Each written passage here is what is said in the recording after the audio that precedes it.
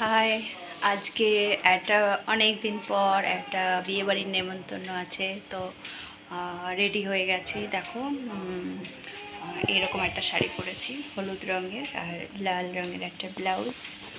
তো কেমন লাগছে? বেশি কিছু সাজিনি, পাড়া প্রতিবেশীর বিয়ে তো তো দেখো সিম্পলি সেজেছি। এখনই আমরা বিয়েবাড়ি যাবো, চলো।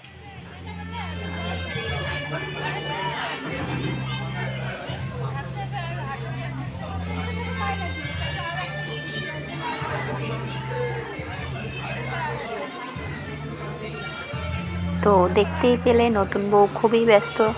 তো আমরা গিফটটা দিয়ে এবার একটু উপরের দিকে যাব। পাশে সাদা কোট পরা ছিল, ওইটা হচ্ছে বর, আর ওই যে বেগুনি কালারের যে বেনারসি পরা ছিল হচ্ছে নতুন বউ। তো এখন তো কাউকেই চেনা যায় না, সবাই এত সাজে। তো এবার একটু সেলফির জন্য গিয়ে একটুখানি ছবি তুললে আর কিছুটা নিচে স্টার্টার খেয়ে এবার তো ওপরে মেন কোর্সের দিকে যাচ্ছিলাম। তো দেখছিলাম যে ব্যাচ শুরু হয়েছিল কি না। তো অলরেডি ব্যাচ তো শুরু হয়ে যাওয়ারই কথা, কারণ আমরা বিয়েবাড়ি পৌঁছেছি তখন 9টারও পরে। তো ব্যাচ শুরুই হয়ে গেছে। তো তবুও এখন একটু হালকা আছে। আমরা তারপর বসে খাওয়া দাওয়াটা সেরেই নিয়েছিলাম, দেখো।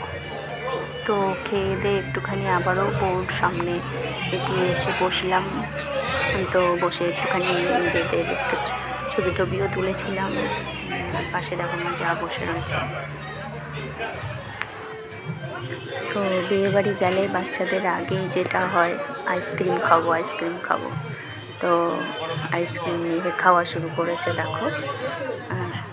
সব বাচ্চা কাচ্চাই একই রকম চাহিদা, আগে আইসক্রিম খাবো।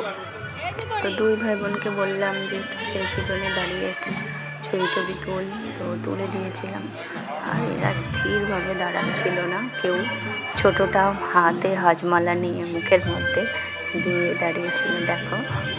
আর আমার জন্য তো একদমই কিছুতেই দাঁড়াবে না, জোর করে দাঁড় করিয়ে দিলাম।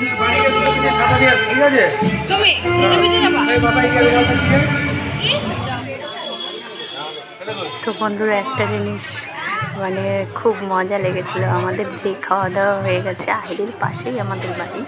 তো ঠিক আমরা যখনই বেরোবো, তখনই ঝমঝম করে বৃষ্টি কোথা থেকে যে চলে আসলো।